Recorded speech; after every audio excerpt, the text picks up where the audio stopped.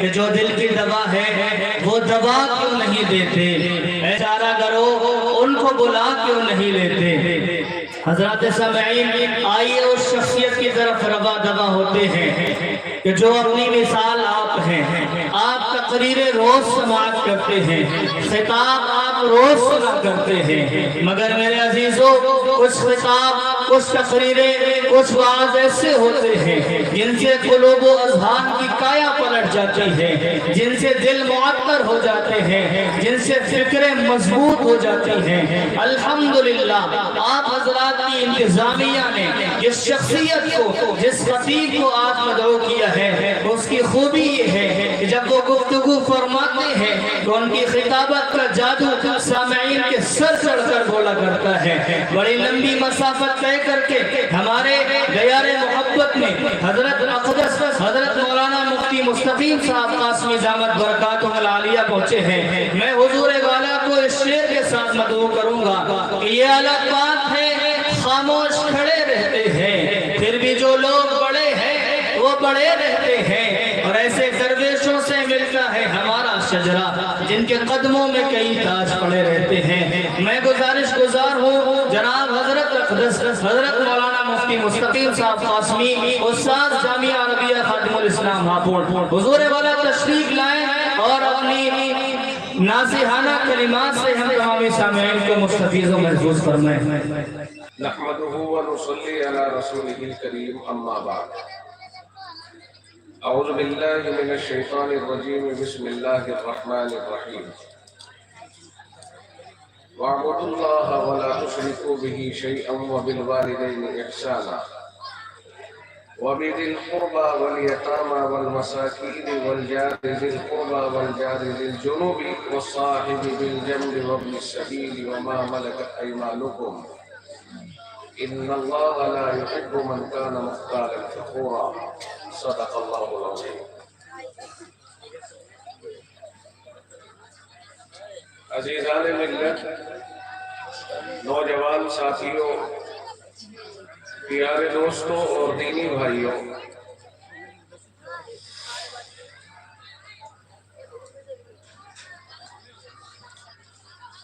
بہت خوشی کی بات ہے اور بڑی خوشی کا موقع ہے کہ ہم سبھی حضرات یہاں پر دین کی باتیں سننے کے لیے جمع ہو گئے۔ میرے خیال میں اس وقت 10:30 بجے ہوں گے، جی 10:30 بجے ہیں۔ سردی بہت شدید ہے اور آپ حضرات جو اتنی بڑی تعداد میں یہاں جمع ہیں، یہ آپ کی طرف سے بہت بڑی قربانی ہے۔ یقیناً اتنی بڑی قربانی کے بعد جلسے کا مقبول ہونا یہ اللہ کی طرف سے امید کے خوب دائرے میں آتا ہے۔ اللہ کی ذات گرامی سے امید ہے کہ انشاءاللہ وہ ہمارے آج کے اس میں بیٹھنے کو، جلسے میں آنے کو قبول فرمائے گا انشاءاللہ۔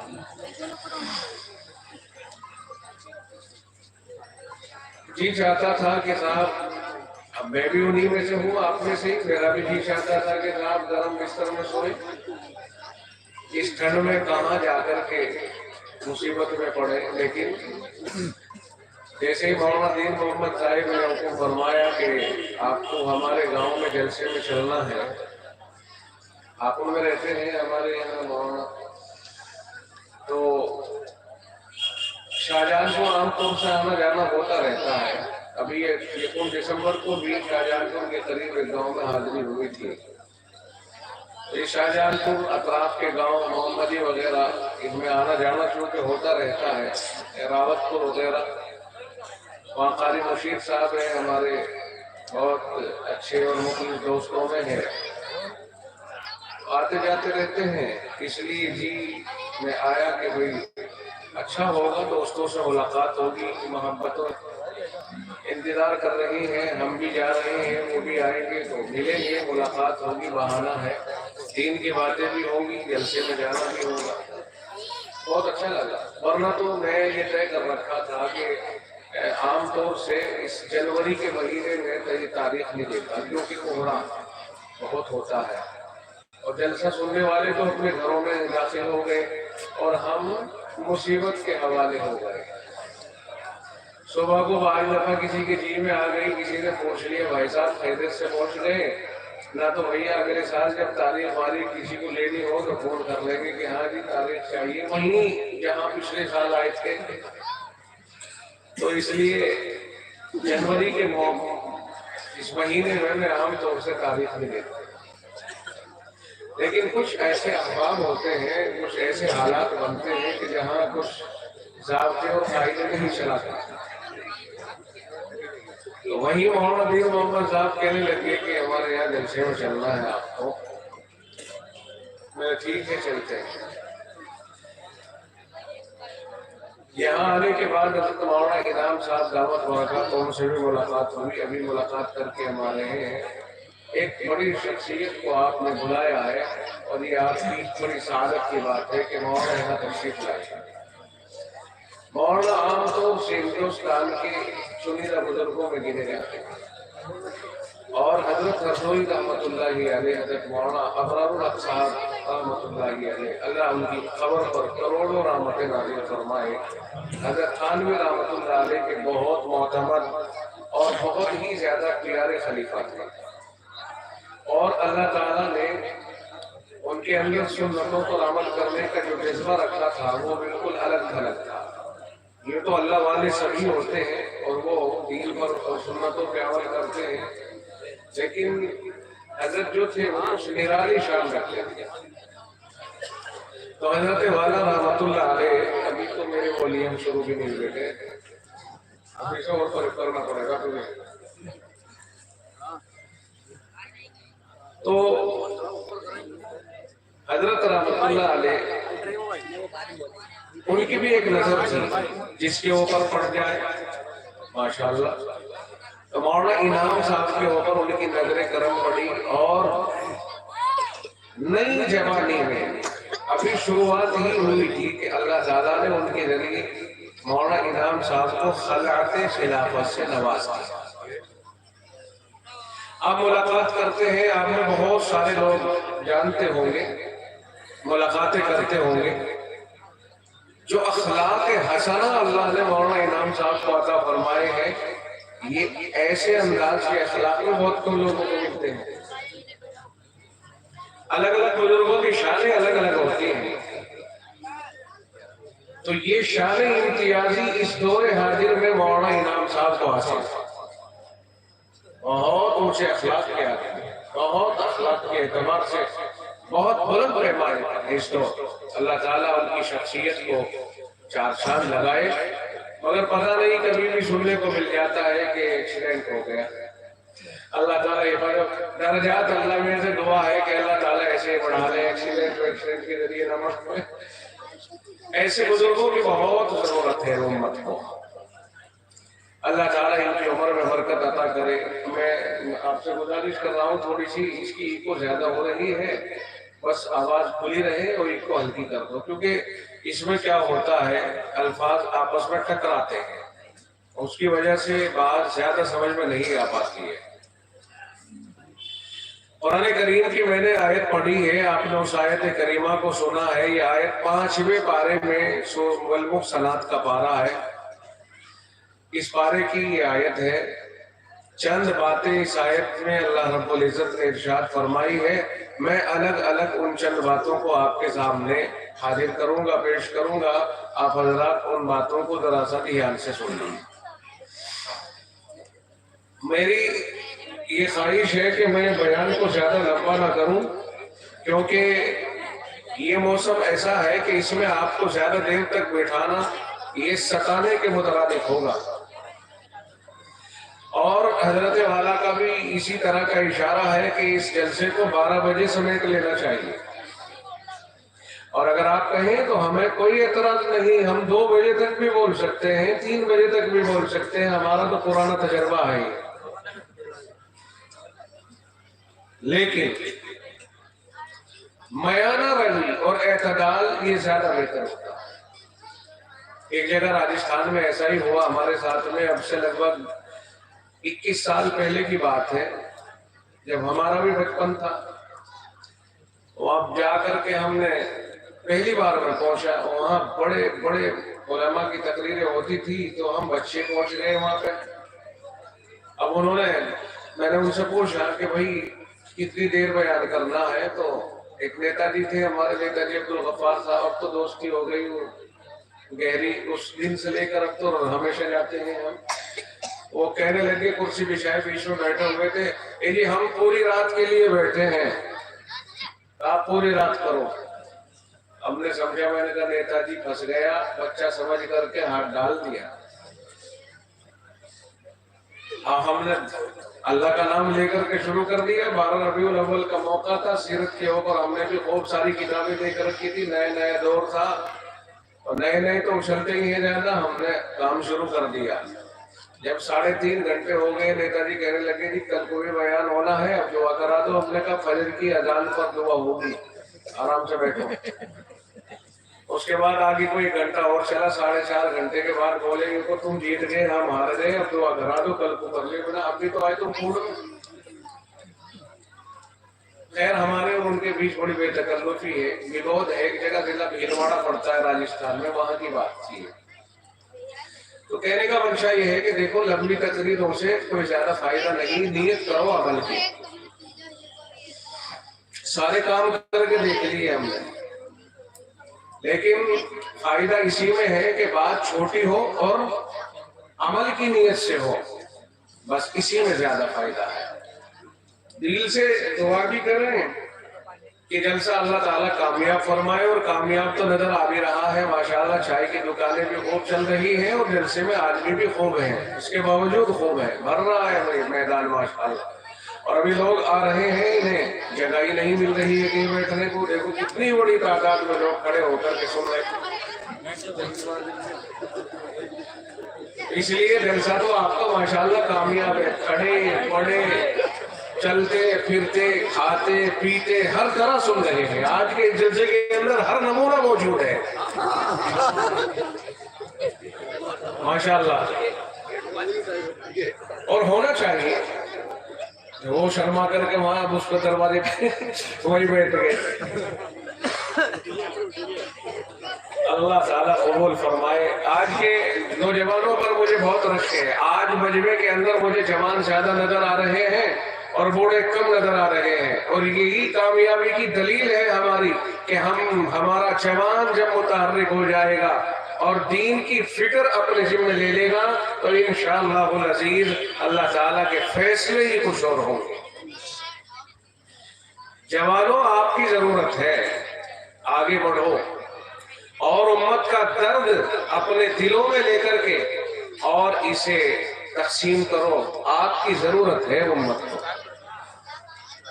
جو لوگ اپنی عمر کو گزار کے آگے بڑھ چکے ہیں وہ حضرات تو جا چکے، اب تو وہ یہاں سے بھی جانے کے فراق میں ہے، یعنی اپنی جو میدانی محنت تھی اس سے تو وہ آگے نکل ہی چکے، لیکن دنیا چھوڑ کر کے آگے بڑھنے کے چکر میں لگے ہوئے ہیں وہ۔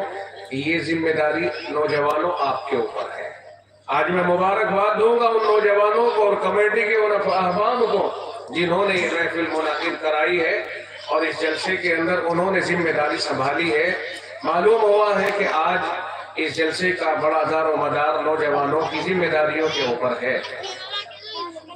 وہ نوجوان قابل مبارکباد ہیں جنہوں نے اس موقع پر اس جلسے کو منعقد کرانے میں حصہ لیا، چاہے مشوروں سے ہو یا اپنے کمائے ہوئے حلال کے روپیوں سے ہو، اور چاہے وہ یہاں محفل کی رونق بنے ہو اور اس رونق محفل بننے سے ہو، جس طرح بھی انہوں نے جلسے کے اندر تعاون دیا ہے بڑے قابل مبارکباد ہیں۔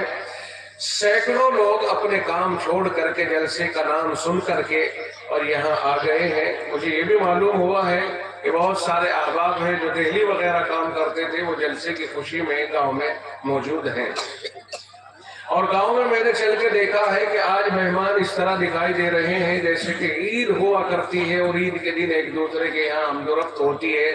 میں جہاں تک گیا یہاں تک گاؤں میں تو مجھے بہت اچھا لگا، ایسا ماحول واقعی ایک ماحول ہے اور ہونا چاہیے۔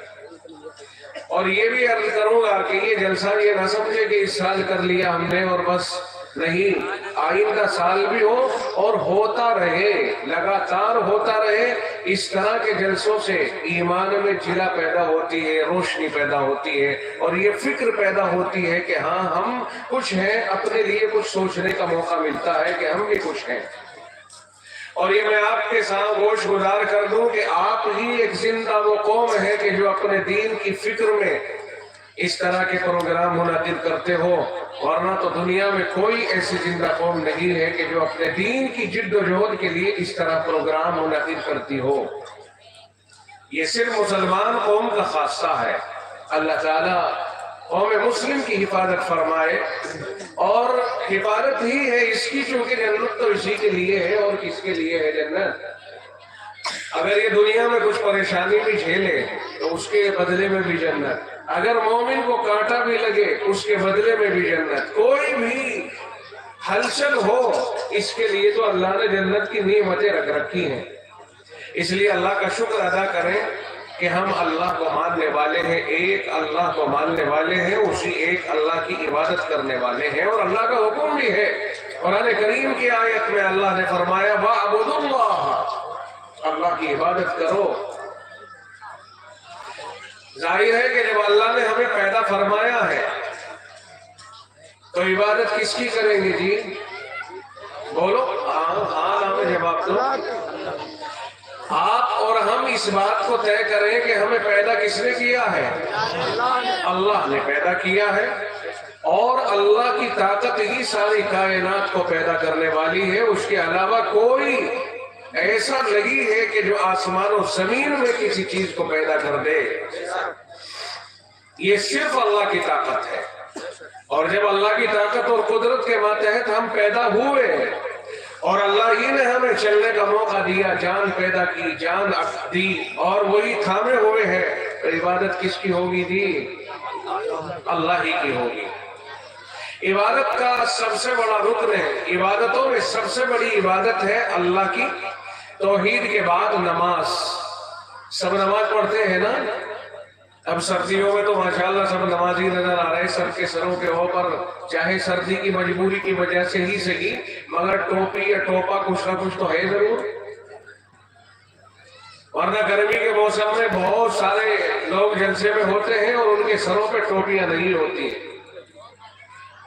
اور مسجدوں کے اندر بھی عام طور سے دیکھا گیا ہے، یہ کھینچے گا مجھے دقت ہو جائے گی، مجھے پتا ہے آواز نہیں کھینچے گا، آواز نہیں سے بہت بڑا ہے، کھلا ہے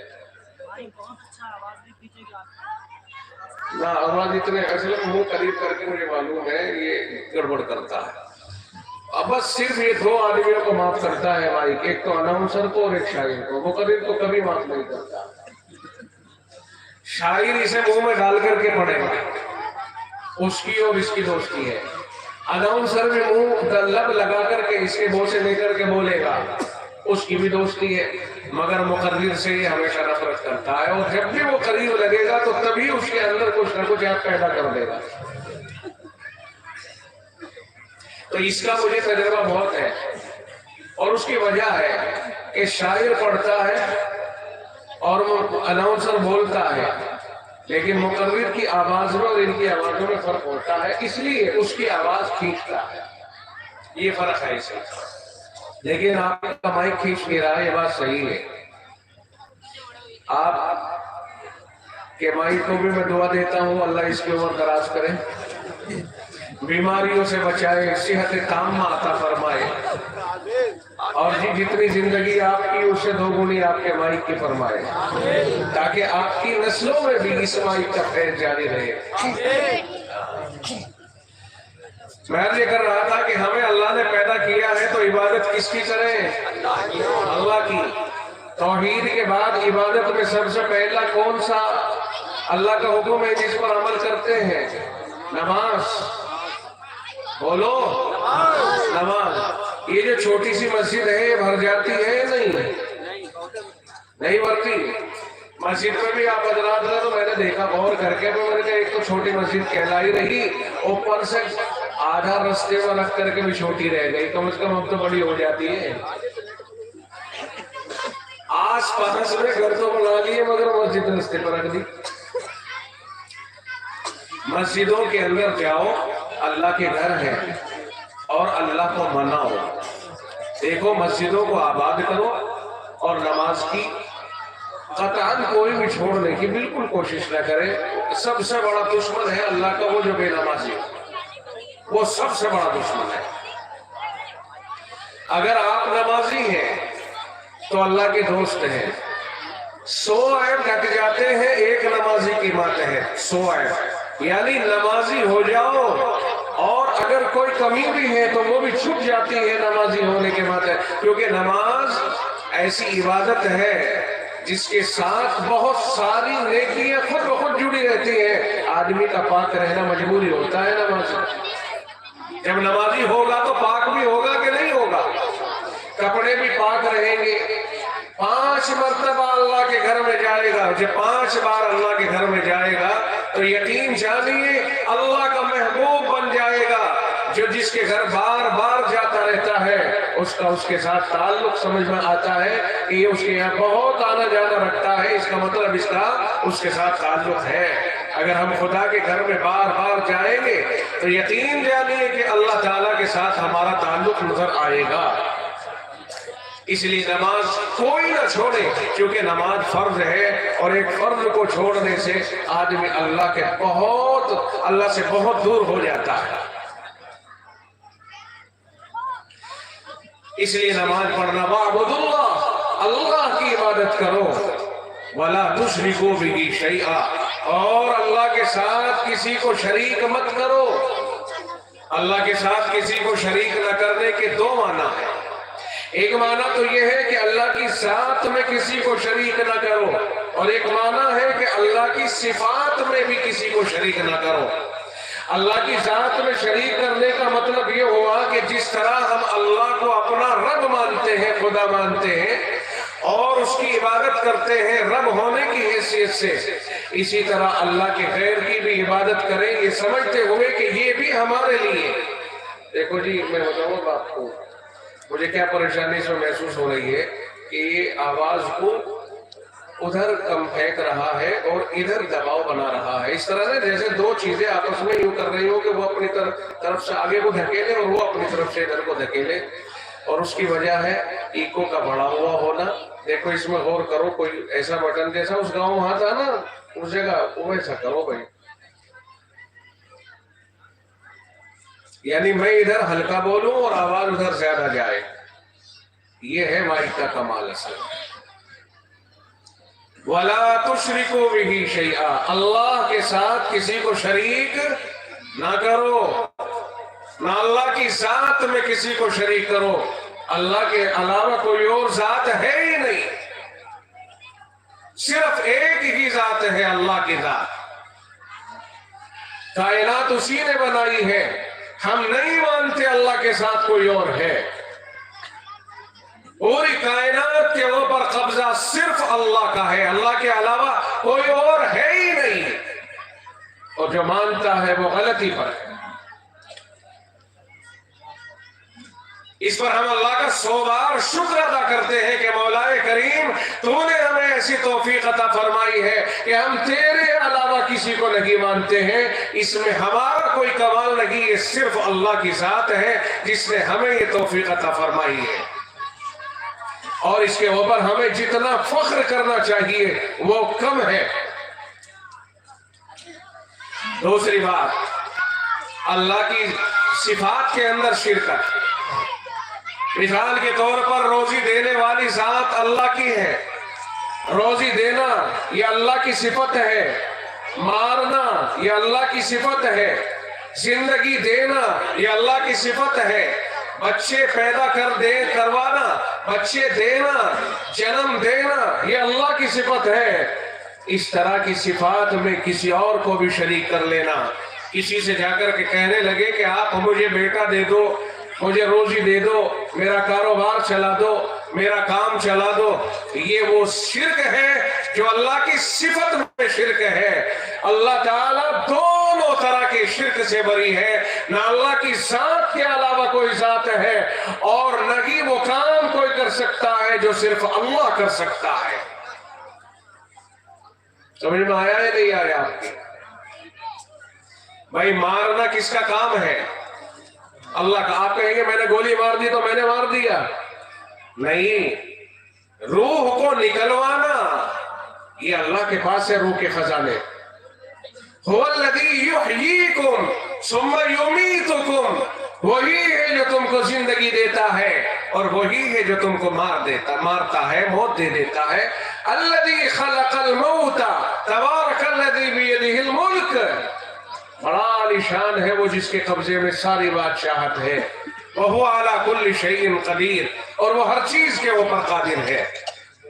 الذی خلق الموت والحیات، اللہ کی ذات وہ ہے جس نے موت کو پیدا کیا. خلق الموت، مارتا بھی وہی ہے. والحیات، اور زندگی کو اسی نے پیدا کیا ہے، زندگی بھی وہی عطا فرماتا ہے. لیبلوکم، تاکہ وہ تم کو آزمائے، موت و حیات دے کر کے تاکہ وہ تمہیں آزمائے. ایکم احسن عملا، کہ تم میں سے کون ہے عمل کرنے کے اعتبار سے جو زیادہ اچھا ثابت ہو. کس کا عمل زیادہ اچھا ہے؟ جب اللہ تعالیٰ نے حیات عطا فرمائی تو ساتھ ہی ساتھ اللہ نے اس حیات سے پہلے موت کا تذکرہ فرمایا. یہاں پر اہل علم کے لیے ایک نکتہ ہے، علماء کی موجودگی میں یہ نکتہ عرض کیے دیتا ہوں تاکہ میری بھی اصلاح ہو جائے. اللہ تعالیٰ نے آیت کریمہ میں الموت کا لفظ پہلے فرمایا اور الحیات کا لفظ بعد میں فرمایا. اللہ نے کہا الذی خلق الموت، اللہ کی ذات وہ ہے جس نے موت کو پیدا کیا ہے. اور دوسرے اس سے اگلی طرف فرمایا والحیات، اور زندگی کو پیدا فرمایا ہے.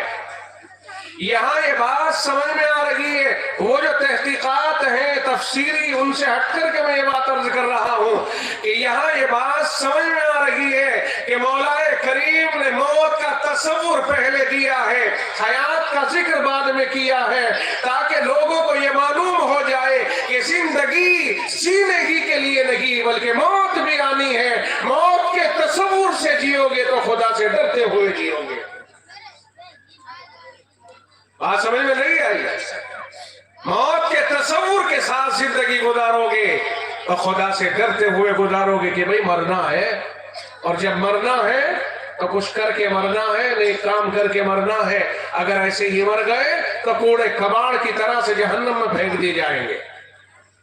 خداوند عالم نے چھپا لیا ہے انعام کو، جنت کی شکل میں ہے، بڑا انعام ہے، بہت بڑا انعام ہے. اور دیکھو سزا بھی بہت بڑی ہے. اچھا صاحب بات کیا چل رہی تھی، کوئی بتائے گا آپ میں سے؟ انہیں تو یاد ہے سب، تم بتاؤ. میں کہہ رہا تھا کہ قرآن کریم نے کہا وَاعْبُدُوا اللَّهَ، اللہ کی عبادت کرو، وَلَا تُشْرِكُوا بِهِ شَيْئًا، اور اس کے ساتھ کسی کو شریک نہ کرو. خداوند عالم نے اپنی قدرت کو پہچانوانے کے لیے کیا کہا؟ تبارک الذی بیدہ الملک، بڑا عالی شان ہے وہ جس کے قبضے میں بادشاہت ہے. وہو علی کل شیء قدیر، اور وہ ہر چیز کے اوپر قادر ہے. الذی خلق الموت والحیات، وہ ہے وہ ذات جس نے موت و حیات کو پیدا فرمایا. میں نے عرض کیا کہ موت کا تصور پہلے کرا کے اور زندگی کا ذکر بعد میں کر کے ہمارے ذہنوں کے اوپر یہ چھاپ ڈالی ہے کہ ہم زندگی جیے مگر موت کا تصور کر کے اور موت کو سامنے رکھ کر کے جیے، تاکہ ہمارا ہر قدم محتاط اٹھے، تاکہ ہم اپنی زندگی میں آزاد نہ رہیں اور ہمیں یہ معلوم ہوتا رہے کہ ہمیں مرنا ہے، ہمیں مرنا ہے.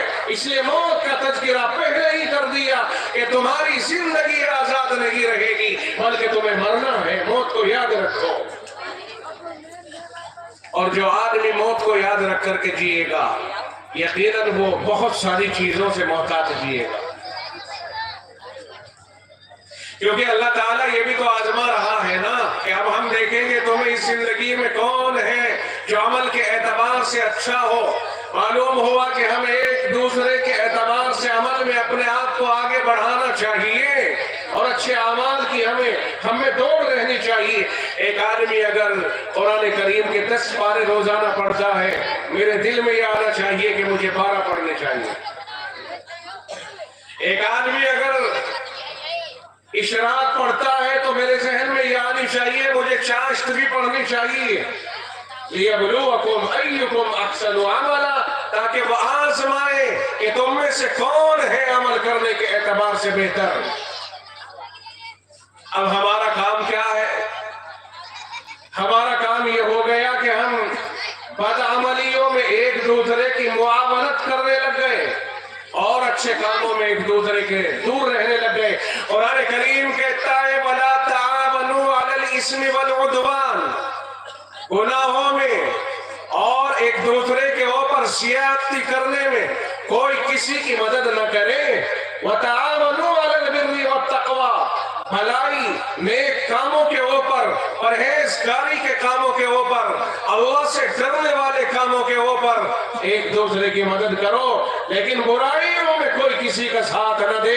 یہ ہم نہیں، قرآن کریم کہتا ہے، یہ رب ذوالجلال کا فتویٰ ہے، یہ اللہ کا ارشاد گرامی ہے۔ اللہ نے زندگی جینے کا طریقہ بتایا تو اس میں یہ بھی بتایا کہ تمہاری زندگی میں دوست بھی آئیں گے اور ان دوستوں کی دوستی کے تقاضے بھی آئیں گے۔ اگر تقاضے برے آ جائیں تو نہ تو خود عمل کرو برے تقاضوں پر اور نہ برے عمل میں کسی دوسرے کے ساتھی بنو۔ اگر تمہیں کرنا ہی تو تمہارے لیے کرنے کے کام ہے کہ اچھے کام خود بھی کرو اور اچھے کاموں میں دوسرے کے مددگار بھی بنو۔ ہم تو پیدا ہوئے ہیں خدا کے احسان سے، ہم پیدا ہوئے ہیں کسی کے کہنے یا کسی کے سوچنے یا کسی کے مشورے سے نہیں، اللہ کا احسان ہے کہ ہم پیدا ہوئے، اس لیے اللہ ہی کی بات ماننے کے لیے پیدا ہوئے ہیں، غیر اللہ کی بات ماننے کے لیے نہیں۔ جناب رسول اکرم صلی اللہ علیہ وسلم نے فرمایا لا طاعت لمخلوق فی معصیت الخالق، فرمایا کہ جہاں رب کی نافرمانی ہو وہاں کسی غیر کی بات ماننا جائز نہیں ہے، وہاں کسی کی اطاعت کرنا جائز نہیں ہے۔ اگر آپ کو باپ حکم دیتا ہے کام کا، استاد حکم دیتا ہے کام کا، یا کوئی آپ کا مالک ہے اور وہ حکم دیتا ہے کام کا اور وہ کام اللہ کی منشا کے خلاف ہے، دین و شریعت کے خلاف ہے، خدا کے حکم کے خلاف ہے، تو ایسے وقت میں دنیا کی کوئی طاقت ایسی نہ ہو جو آپ سے وہ کام کروا دے، آپ اس کام سے بالکل بے دخل ہو جائیے اور کہہ دیجئے میں اپنے رب کی نافرمانی میں آپ کی بات نہیں مان سکتا۔ یہ بات سمجھنی چاہیے بھائی، ہم پہ ہمارے دوستوں کا کیا احسان ہے، صرف اتنا کہ وہ ہم سے بات چیت کرتے ہیں اور ایک دوسرے کے ذرا کسی چھوٹے موٹے کام میں مددگار بن جاتے ہیں۔ باقی اصل محسن اللہ، اصل احسان اللہ کا، اسی نے ہمیں وجود عطا فرمایا، اسی نے ہمیں پیدا کیا، اسی نے ہمیں زندگی عطا کی، اسی نے ہمارے اعضاء بنائے، اسی نے ان اعضاء میں طاقت ڈالی۔ رب کہتا ہے نحن خلقناہم، ہم نے ہی ان کو پیدا کیا ہے، وشددنا اسرہم، اور ہم نے ہی ان کے جوڑوں کو مضبوط کیا ہے۔ یہ جوڑ جو ہے اس طرح سے دیکھتے ہو نا، مڑتے ہیں، یوں ہیں، ڈھیلے ہیں، لیکن وقت پر آئے تو طاقتور بن گئے۔ کس نے کیا ہے؟ اللہ نے کیا ہے۔ ہمارے اوپر سارے احسانات صرف اور صرف اللہ کے ہیں۔ اگر کوئی یہ کہتا ہے کہ ہمارے اوپر ماں باپ کے احسانات ہیں، اللہ تعالیٰ نے ہی تو ان کے دل میں ڈالا تھا کہ وہ ہمیں پالے، اگر اللہ ان کے دل میں نہ ڈالتا تو ہمیں پھینک دیتے جب ہم ان کے اوپر گندگی کر رہے تھے، جب بچہ پیشاب کر رہا تھا، جب اس کے اوپر پاخانہ کر رہا تھا، جب رو رو کر کے ساری رات انہیں جگاتا تھا، تو اگر وہ چاہتے، اللہ تعالیٰ چاہتا تو ان کے دل میں یہ رحم نہ ڈالتا اور وہ ناراض ہو کر کے ہمیں کہیں بھی پھینک کر کے آ جاتے کہ کیا بلا ہمارے سر پڑ گئی، مگر اللہ نے اتنا رحم ڈالا کہ انہوں نے ہمیں پالا پرورش کیا۔ یہ اللہ کا احسان ہے ہم پر۔ جب اللہ کا احسان ہے تو عبادت کس کی ہوگی جی؟ اللہ کی۔ گدے داری نہیں ہونی چاہیے۔ اللہ کے ساتھ مذاق کرو گے تو ناکام ہو جاؤ گے۔ منافقین نے مذاق کرنے کی کوشش کی تھی اور آ کر کے یہ کہتے تھے وَمِنَ النَّاسِ مَن يَقُولُ آمَنَّا، اور سارے منافقین آ کر کے مومنین کے پاس اور رسول اکرم صلی اللہ علیہ وسلم کی خدمت میں حاضر ہو کر اپنے ایمان کا دعویٰ کیا کرتے تھے، آمنا، ہم اللہ پہ ایمان رکھتے ہیں، ہم مومن ہیں، مگر رب ذوالجلال کہتا ہے وَمَا هُم بِمُؤْمِنِينَ، یہ لوگ جو آ کر کے آپ کے پاس دعویٰ ایمان کر رہے ہیں، آج تک یہ ماضی میں کبھی بھی ایمان کی حالت میں نہیں رہے ہیں، یہ جھوٹے ہیں، یہ جھوٹ بول رہے ہیں۔ یہ نہیں ہونا چاہیے کہ آپ اور ہم یہ سوچتے اللہ کو سب معلوم ہے، اللہ کو سب پتا ہے کون کیا کر رہا ہے، اس لیے اپنی زندگی کے اندر مخلصانہ ایمان اور عمل دونوں چیزیں مخلصانہ ہو اور اللہ کو راضی کرنے کے لیے ہو۔ دنیا ہم سے ناراض ہو سو ہو، اللہ ہم سے راضی رہنا چاہیے۔ بہت سے کام ایسے ہیں کہ ہم کرتے ہیں، اب یہ سوچتے ہیں یار اگر میں نے یہ کام کیا تو لوگ ناراض ہو جائیں گے، خاندان والے ناراض ہو جائیں گے، ہوتے رہیں 100 مرتبہ۔ اگر اللہ کا حکم ہے اور رسول کا حکم ہے تو اب ساری دنیا بھی ہم سے ناراض ہو جائے، ہمیں کوئی پرواہ نہیں ہے، اللہ ہم سے راضی رہنا چاہیے، کیونکہ وہ اللہ اس پر قادر ہے کہ سب کو راضی کر دے۔ لیکن اگر سب راضی ہو گئے اور خدا ناراض ہو گیا تو وہ اس پر قادر ہے کہ سب کو ناراض کر دے۔ کیا کرو گے پھر؟ ساری دنیا کے قلوب تو اسی کے قبضے میں ہے نا، اس لیے رضا اسی کی مقدم رہنی چاہیے۔ فرمایا وَاعْبُدُوا اللَّهَ، اللہ ہی کی عبادت کرو، عبادت کر کے اس کو راضی کرو۔ جب وہ عبادت سے راضی ہوگا تو ہمارے لیے اچھے فیصلے نافذ کرے گا، ہماری پٹائی نہیں کروائے گا کسی سے۔ اللہ تعالیٰ ایسے لوگوں کو مسلط کر دیتا ہے، دیکھو اللہ تعالیٰ کبھی کبھی ناراض ہو کر کے شریروں کو مسلط کر دیتا ہے، جو شرارتی ہوتے ہیں اللہ انہیں مسلط کر دیتا ہے، حاکم بنا دیتا ہے۔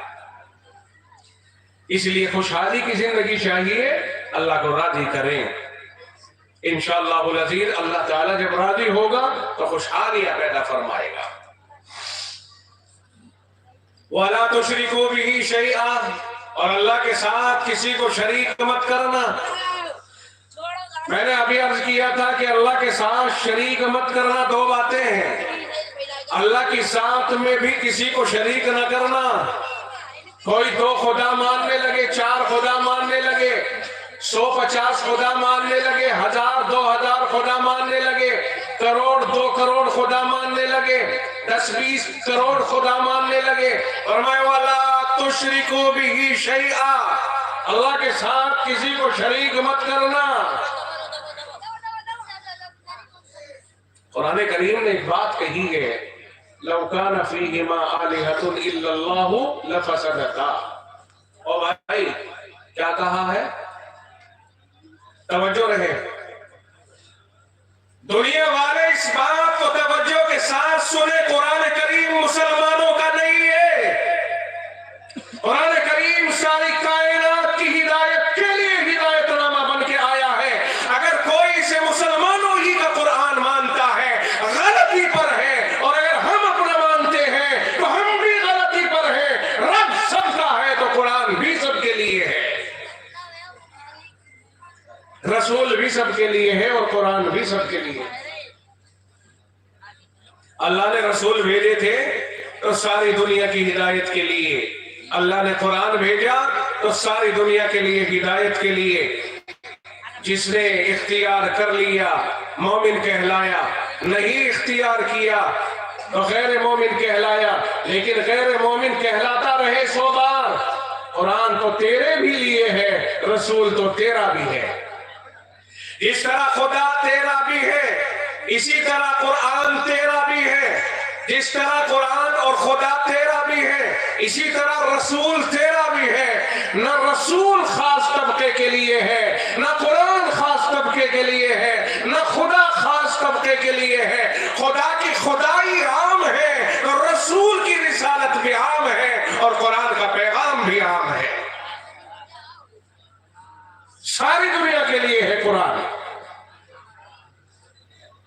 اب اللہ کی ذات میں کسی کو شریک نہ کرے، اگر اللہ کے علاوہ کوئی اور ذات ہوتی، کوئی اور ذات ہوتی، آئے دن الیکشن ہوتے رہتے، اب ووٹنگ کے اوپر، کنونشن کے اوپر، کسی نہ کسی چیز کے اوپر کہیں نہ کہیں جا کے تو جھگڑا ہوتا کہ نہیں ہوتا؟ کہاں تک اکٹھی چلتی حکومت؟ کہیں نہ کہیں جا کے اختلاف ہوتا۔ اسی کو قرآن کریم نے کہا ہے کہ تمہاری عقلیں ماری گئی، تم اپنی عقلوں پہ زور دے کر کے تو دیکھو، لو کان فیہما آلہۃ الا اللہ لفسدتا۔ مفسرین نے کہا ہے لو کان فی السماء والارض آلہۃ غیر اللہ لخرجتا عن الانتظام۔ اگر کائنات میں کوئی اور بھی خدا ہوتا، معبود ہوتا اللہ کے سوا، تو یقیناً یہ کائنات، یہ آسمان و زمین اپنی اس حیثیت پر باقی نہ رہتے، بلکہ دونوں ختم ہو جاتے، ٹوٹ پھوٹ جاتے اور درہم برہم ہو جاتے۔ جیسا کہ سلاطین کا ایک معمول ہوتا ہے کہ وہ غلبے کی کوشش کرتے رہتے ہیں۔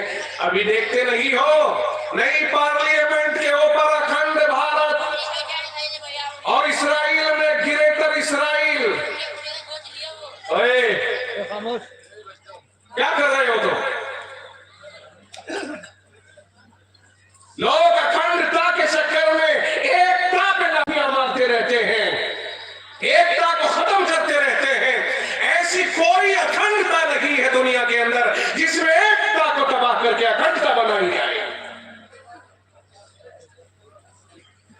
آپسداری کا لحاظ نہ ہو اور ہم کہیں کہ ہم دور تک پھیلنا چاہتے ہیں، نہیں پھیل سکتے ہو جب تک آپسداری کو مضبوط نہیں کیا جائے گا۔ پہلے آپسداری کو مضبوط کیا جائے۔ گھر گھر میں لڑائی ہو تو آپ کسی کو فتح نہیں کر سکتے ہو۔ یہ بات اچانک آ گئی جملہ معترضہ کے طور پر، مدعا یہ نہیں ہے۔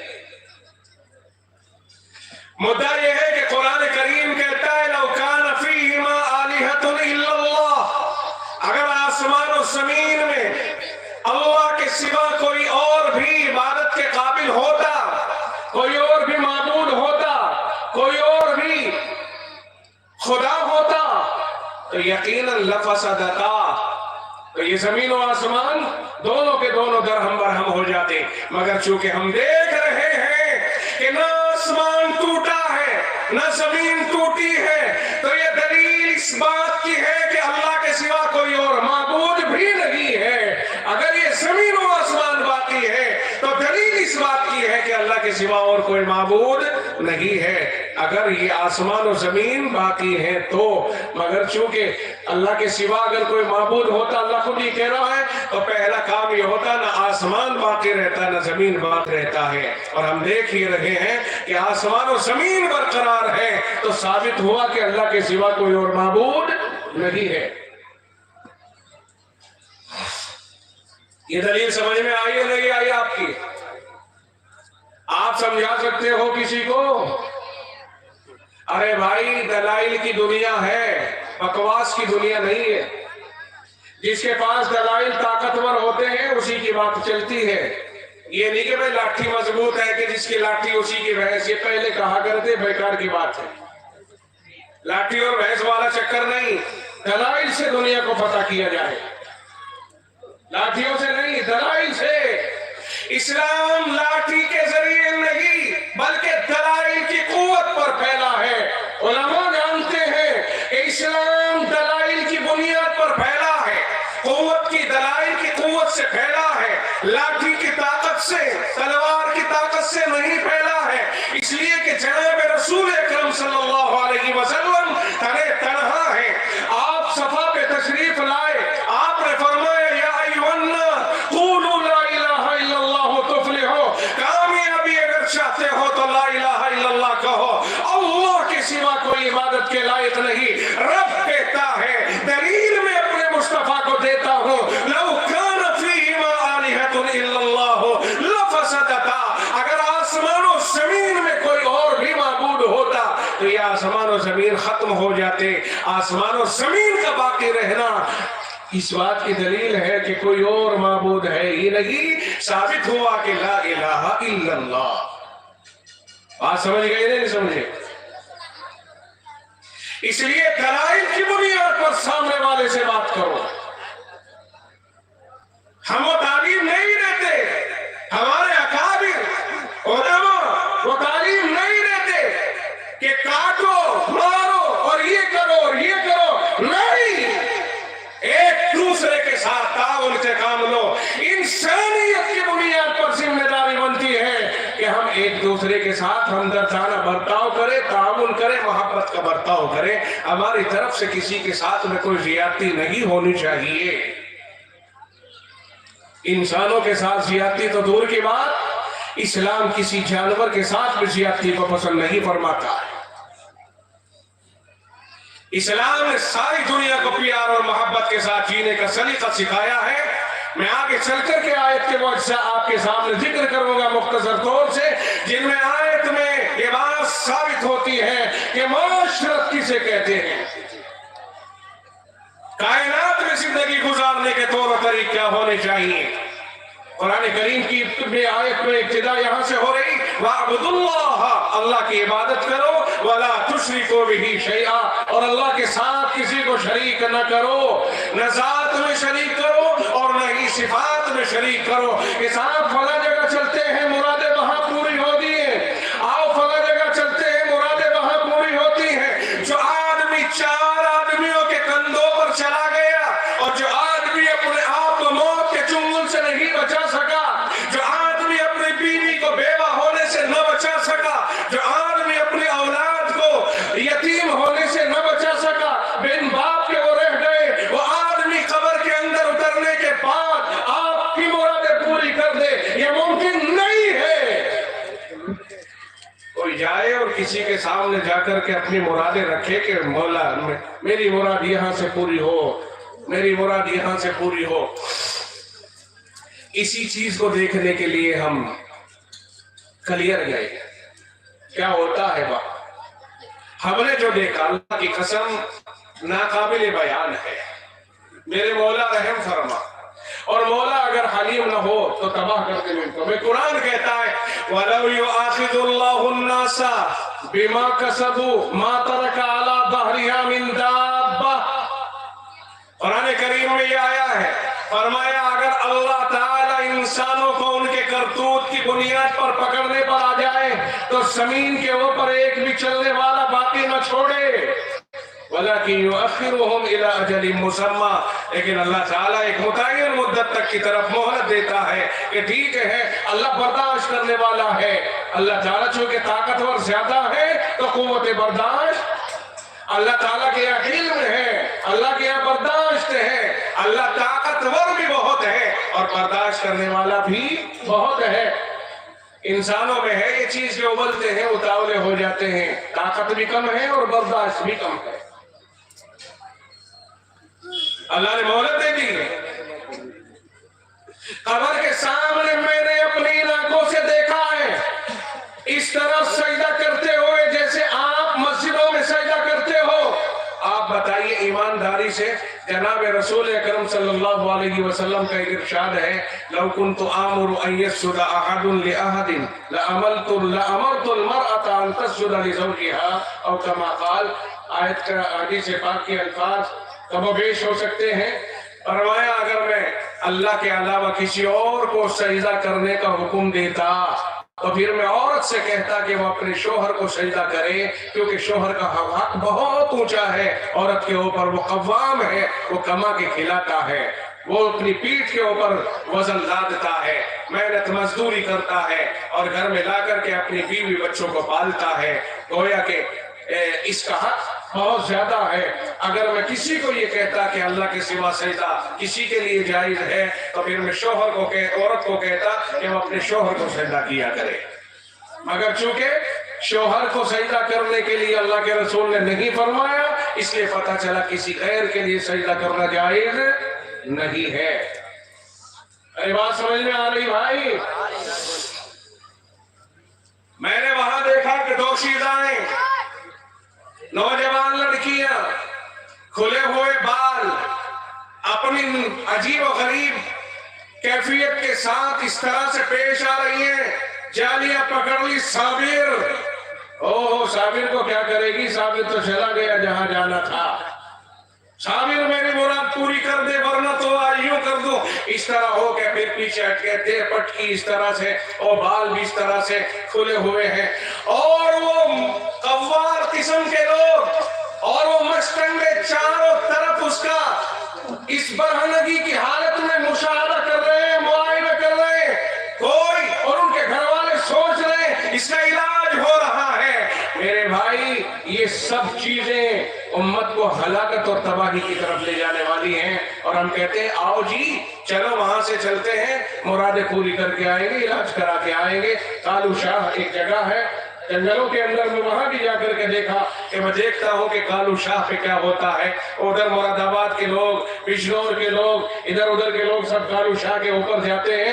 जंगलों के अंदर बनों में एक मजार है कालू शाह, बस जाकर के देखा ये है साहब, यहाँ लोग आते हैं अपनी मुरादें, अपनी मन्नतें मांगने के लिए। भाई खुदावंद आलम तो कायनात का मालिक है, मुरादें वो पूरी करता है जिसने हमें पैदा फरमाया है, वजूद अता फरमाया है। मुरादें सब उसके पास हम पूरी होती हैं। ये वो शिर्क है जो सिफात में शिर्क है, नहीं होना चाहिए। अल्लाह ताला हम सब की हिफाजत करे। मैंने फिर अजमेर जाकर के सफर में जा रहा था, मैंने कहा देखो तो सही अजमेर में क्या है। अजमेर में सबसे आगे की चीज निकली, अजमेर जहाँ ख्वाजा मोइनुद्दीन चिश्ती रहमतुल्लाहि अलैह अपनी कब्र में आराम फरमा है। कब्र में मुर्दा किस हाल में है ये तो खुदा जाने, लेकिन बहरहाल वो उनका मजार है। वहां पर जाने के बाद पोजीशन का याद हमें अल-अमान अल-हफीज, मैं और एक मेरे साथ में बहुत बड़े मौलाना थे, हम दोनों गए, हमने सारी चीजों का मुआयना किया। आहिस्ता आहिस्ता चलते रहे। पहले तो लुटेरे शुरू में बैठे हुए हैं कि साहब आप ये जूते हाथ में नहीं ले जा सकते, पन्नी में नहीं ले जा सकते, यहाँ रखोगे तो किराया देना पड़ेगा। साहब यहाँ ये देखिए रोज वो चल रही, बस कारोबार चल रहा। उसके बाद ये सामान आपके हाथ में बैठा, नहीं अंदर नहीं ले रखा, या ना हम नहीं रखेंगे, क्या करेंगे कमरे रखे खुले, कमरे लो किराए पर, कमरा किराए पर घंटे 2 घंटे के लिए 200-300 रुपए उनको दिए। कहा ताला लगा के जाइए वरना सामान की कोई गारंटी नहीं। कहा ताला तो हम पे नहीं, बाहर से खरीद के लाओ, अब ताला खरीद के लाओ। साहब ये सारा सिस्टम, फिर वहां से अंदर आए तो अंदर वाले कहते हैं कि साहब चले आए मनूस गुस्ताख, ऐसे ही इन्होंने तो ख्वाजा साहब के लिए कुछ लिया भी नहीं, कोई तबर्रुक भी नहीं लेकर के आए। पता चला कि साहब वो लोग ले कर के आ रहे हैं, थालियों के अंदर सजा के, कुछ फूल है, कुछ खाने की चीजें हैं, कुछ हदिया है, कुछ तोहफा है, वो ला करके इन्हें पेश कर रहे हैं यहाँ पर। तो हमारे ऊपर तो बड़े दांत पीछे जा रहे थे। मैं मौलाना कहने लगे मौलाना चुपचाप चलते रहो वरना कुछ याद देंगे बहुत तगड़ा करके। दांत पीस रहे हैं क्योंकि आमदनी नहीं है हमारे जरिए से, नहीं।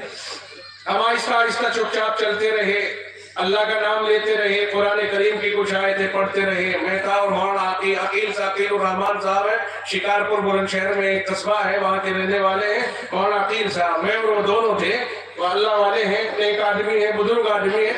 तो साहब उनकी बरकत से हमारी भी जान बच गई। आगे को बढ़ते रहे, जब हम वहाँ पहुंचे जमाइन जगह है जहाँ पर हजरत रहमतुल्लाह अलैह का मजार है, उसकी जालियां है इस तरह, उसके ऊपर एक बड़ी सी चादर है, अंदर एक वो है मुजामिर, अंदर घुसा हुआ, देखो चालाकी, एक औरत है। हमने तो कोने में खड़े होकर के जो पढ़ना था पढ़ना शुरू कर दिया।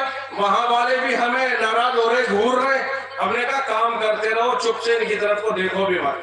और उधर देखा तो क्या कर रहे, वो अंदर जो चादर के अंदर था, वो अंदर वाला एक औरत के गले में जो सोने की चीज थी उसे उसने तोड़ लिया। उसने जो शोर मचाया कि मेरी ये तोड़, उन्होंने कहा बदबख्त खामोश हो जा, ख्वाजा साहब के यहाँ तेरा ये जेवर कबूल हो गया है, ख्वाजा साहब ने तेरे जेवर को कबूल कर लिया है, तेरी खुशनसीबी है इसमें। अब उसे वहां चुप कर दिया कि लगे बाहर निकल की तो बदबख्ती आ जाएगी। ख्वाजा साहब जो है हर एक पहाड़ नहीं डालते। अबे ख्वाजा है ये बेईमान, ये जो अंदर से है ये क्यों कौन है? मेरे भाई इसी तरह के लोग मरे जा रहे हैं, इसी तरह के हालात हैं।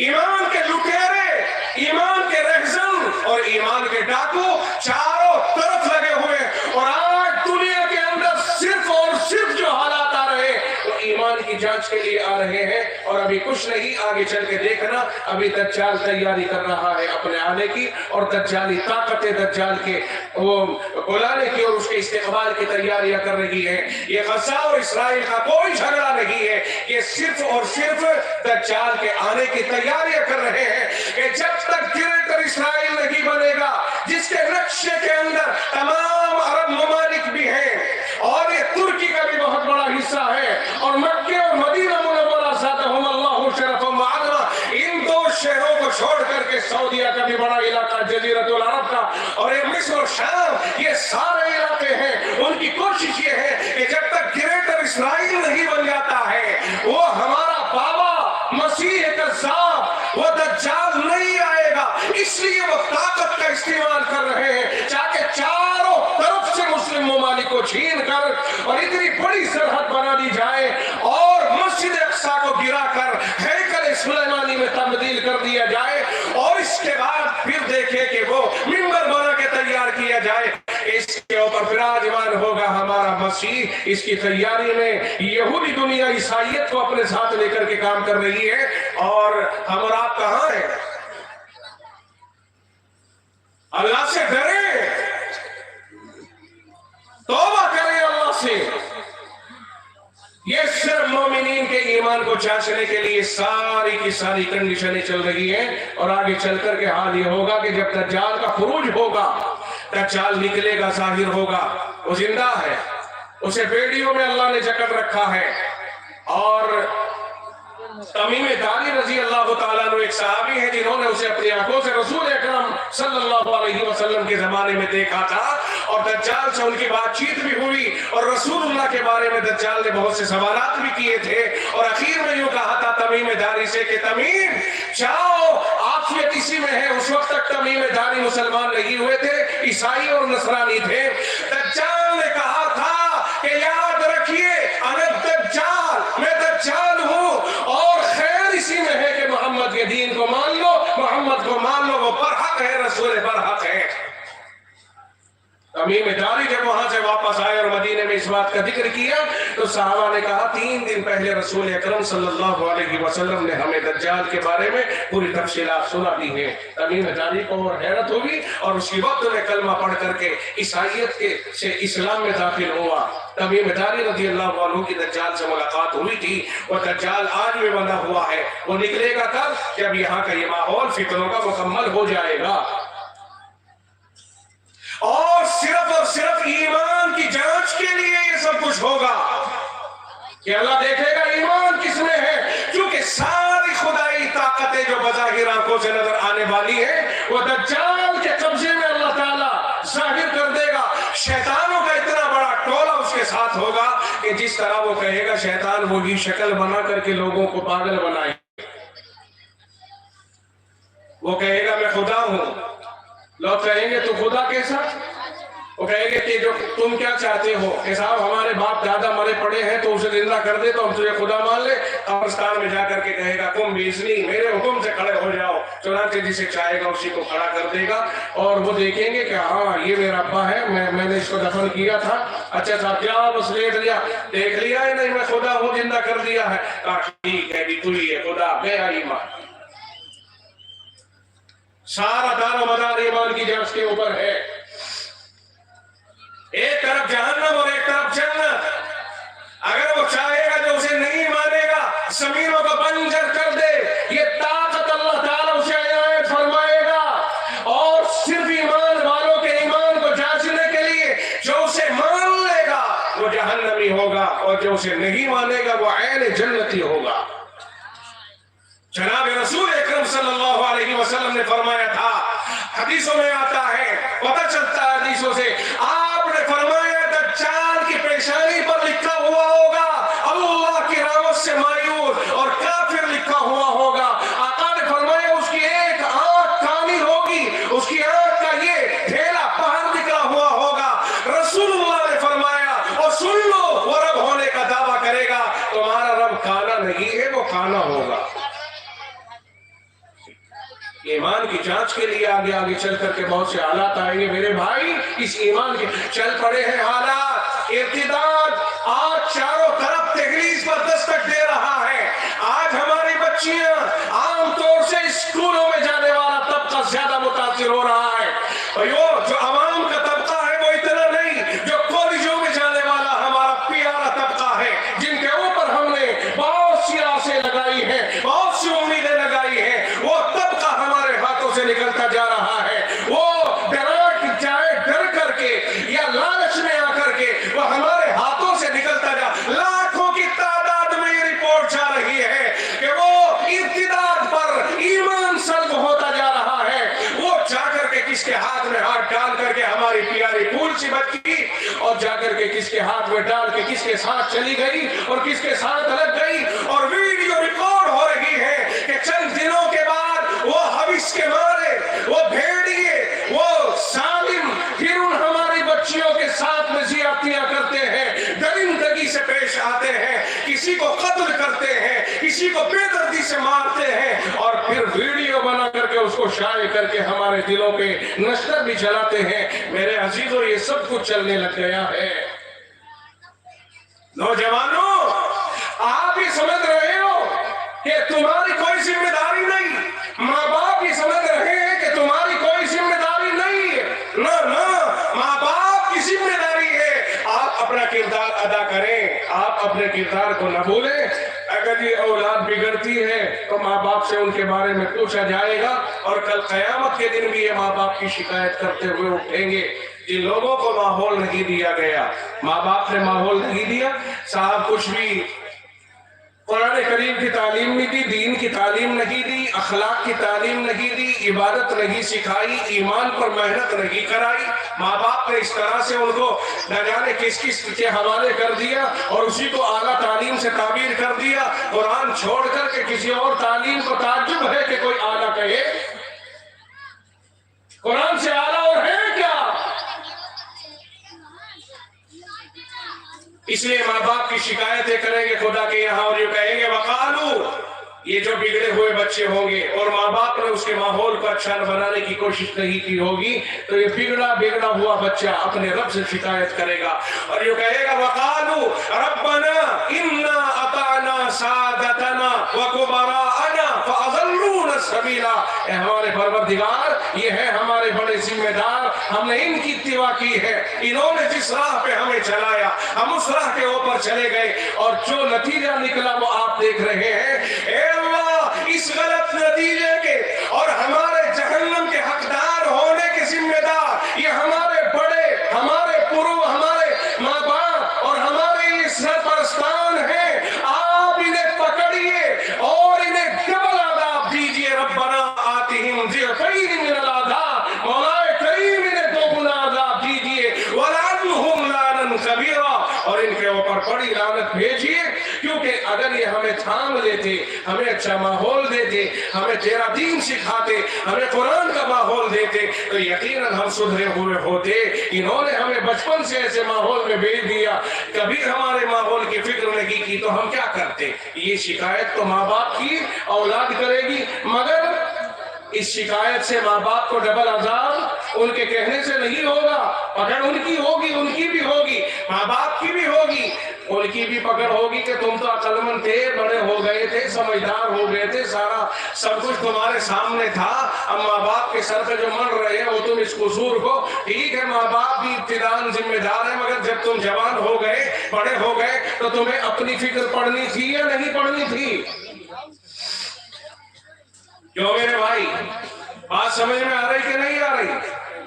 इसलिए बिगाड़ में माँ बाप ही जिम्मेदार समझे जाते हैं। अपने माहौल को, अपने बच्चों के माहौल को बनाने की फिक्र करें। कुरान करीम की आयत मैंने पढ़ी थी, वाबुदुल्लाह, अल्लाह की इबादत करते रहो, वला तुशरिकू बिही शैआ, अल्लाह के साथ किसी को शरीक मत करना, कभी भी शरीक मत करना। आगे फरमाया अल्लाह ने वबिल वालिदैनि इहसाना, और माँ बाप के साथ अच्छा सलूक करते रहना। ये माँ बाप जिनसे अल्लाह ने तुम्हें वजूद अता फरमाया है, ये माँ बाप बेकार न छोड़ना। कहीं ऐसा न हो कि बूढ़े हो जाएं, तुम जवान हो जाओ, बड़े हो जाओ और इनके بڑھاپے کے زمانے میں تم ان کا خیال نہ کرو. نہ ایسا نہ کرنا. ماں باپ کے ساتھ حسن سلوک کرنا اولاد کے اوپر لازم و ضروری ہے. یہاں تک کہ اگر ماں باپ کے پاس کھانے پینے کے لیے لالے پڑ جائیں اور پریشانیوں میں ماں باپ مبتلا ہو جائیں تو واجب اور ضروری ہے اولاد کے اوپر کہ وہ اپنے ماں باپ کی روزی روٹی کا انتظام کریں. اس کا ذہن یہ ذہن کی رہنا چاہیے. ماں باپ کے ساتھ اچھا سلوک. بیمار ہو جائے دوائی کرانا, پریشانیوں میں ان کے کام آنا, یہ ساری ذمہ داریاں اولاد کے اوپر آتی ہیں. اسی طرح اگر وہ بوڑھاپے کی حالت میں پہنچ جائے, کمزور ہو جائے تو ان کی خدمت کرنا.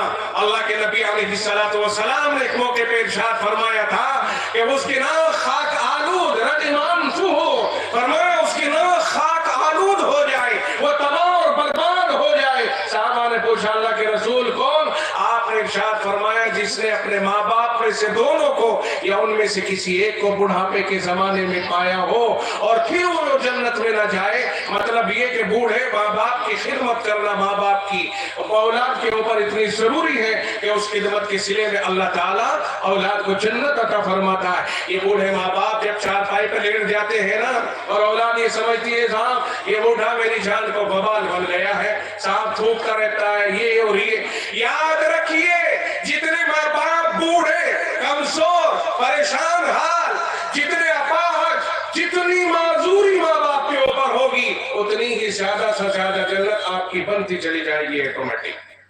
بوڑھے ماں باپ, کمزور ماں باپ ہمارے لیے ہماری جنت کا باعث بنتے ہیں. جنت چاہیے تو ماں باپ کی خدمت میں حصہ لیا جائے. اور بوڑھوں کا ذکر کیا اللہ نے, جوانوں کا ذکر کیا کیونکہ ماں باپ تو جوان بھی. دیکھو میں بوڑھا نہیں ہوں الحمدللہ, میں اپنے آپ کو جوان سمجھتا ہوں. چند بالوں کی سفیدی سے تم مجھے بوڑھا مت سمجھنا, دھیان رکھنا. اور میرے بچے بھی بڑے ہو گئے, بچوں کے بچے بھی ہو گئے. میرے جیسے کا ذکر نہیں ہے قرآن میں, جبکہ باپ میں بھی ہوں. باپ بوڑھا اس کا ذکر ہے کیونکہ بوڑھے باپ کو دھکا دے کے اگر بچہ بھاگ جائے باپ پکڑ نہیں سکے گا. اس لیے اللہ نے فرمایا سن لو ان بوڑھے ماں باپ کو ہلکے میں لینے والوں, ان کے پیچھے ہماری طاقت کھڑی نظر آئے گی تمہیں. خبردار اگر تم نے اپنے بوڑھے ماں باپ کے ساتھ بدسلوکی کی. مگر جوان کا ذکر کیوں نہیں؟ بوڑھوں کا ذکر ہے. جوان کا صراحتاً جیسے حدیث میں صراحتاً ذکر آیا ہے, عموماً تو ذکر آیا ہے سارے ماں باپ کا, مگر صراحتاً بوڑھوں کے بارے میں جو ایک جزئی الگ سے حدیث میں ذکر کیا گیا ہے اس طرح سے کوئی جوانوں کے بارے میں نہیں. اس کا مطلب یہ نکلا کہ جوان اپنے حساب خود کرنے پر قادر ہے. میرے سامنے اگر میرا بچہ کوئی بولے گا تو تماچا کھینچنے پر قادر ہوں. سمجھ میں آ گئی؟ جو ماں باپ ہے نا اپنے بچوں کی بدسلوکیوں کے اوپر حساب لینا سیکھیں. اللہ کے نبی نے فرمایا لا ترفع عصاک ادبا عنہم, تمہارے ادب کا ڈنڈا تمہاری اولاد سے غافل نہیں رہنا چاہیے. تم اپنی اولاد کو باادب بناتے رہو, یہ تمہاری ذمہ داری بنتی ہے. جب اولاد کو لاڈ پیار میں بے ادب بنا دو گے وہی پھر سر کے اوپر کو لائے گی پھیرا, اور اس وقت میں روتے ہیں کہ صاحب گھر والی کے چکر میں آ گیا. نہ گھر والی کے چکر میں نہیں آیا, ہم نے جو لاڈ پیار میں اس کو بگاڑا تھا وہی سبق اب شادی کے بعد دوہرا رہا ہے. اس کی ذمہ داری ہم پہ آتی ہے. اللہ تشریف لے آئے, مناسب نہیں لگتا اب آگے بات کرنا. آیت کریمہ کا ترجمہ سنیے. وَاعْبُدُوا اللَّهَ, اللہ کی عبادت کرو. وَلَا تُشْرِكُوا بِهِ شَيْئًا, اللہ کے ساتھ کسی کو شریک نہ کرو. وَبِالْوَالِدَيْنِ إِحْسَانًا, اور ماں باپ کے ساتھ اچھا سلوک کرتے رہنا. وَبِذِي الْقُرْبَىٰ, اور جو یہ قریبی رشتہ دار ہے تمہارے, یہ بہن ہے, یہ بھائی ہے, یہ چچا ہے, یہ اس طرح کے فرمایا ان کے ساتھ اچھا سلوک کرو. بہنوں کے ساتھ تو بڑی بدسلوکی کرنے لگ گئے. بہنوں کو تو کوئی اپنے گھر بلانا ہی پسند نہیں کر رہا. اس دور میں عجیب سی بات ہو گئی. بہنیں اپنے سسرال میں اپنے گھر کو یاد کرتی ہیں, میری ماں زندہ تھی تو میں جاتی تھی, میرا باپ زندہ تھا, کیا کروں, میرا بھائی ہے, بھابھی ہے, اچھا سلوک نہیں کرتے. وہ بھی پوچھتے ہیں تو اپنے گھر کو نہیں جاتی. سال 2 سال ہو جاتے ہیں تو یہ یاد رکھو یہ بہنیں ہیں بڑی پیاری ہوتی ہیں, ان کی آمد کو اپنے لیے رحمت سمجھو, ان کی آنکھوں میں آنسوؤں کو گوارا نہ کرو. آئے ہائے وَبِذِي الْقُرْبَىٰ, قریب رشتہ دار, ان کا خیال رکھو. वलियतामा, और यतीमों का ख्याल। ये है वो माशरत जो कुरान करीम ने भी तरतीब दी है। पहली चीज, तुम आबिद बन जाओ, अल्लाह की इबादत करो, अल्लाह के साथ शिर्क न करो, माँ बाप के साथ अच्छा सलूक करो, करीबी रिश्तेदारों के साथ अच्छा सलूक करो। आगे फरमाया वबिजिल कुर्बा वल यतामा, यतीमों के साथ। जिस घर में यतीम पलता है, याद रखिए, फरमाया सबसे बेहतरीन घर वो है जिसमें कोई यतीम हो और उसके साथ अच्छा सलूक किया जाता हो।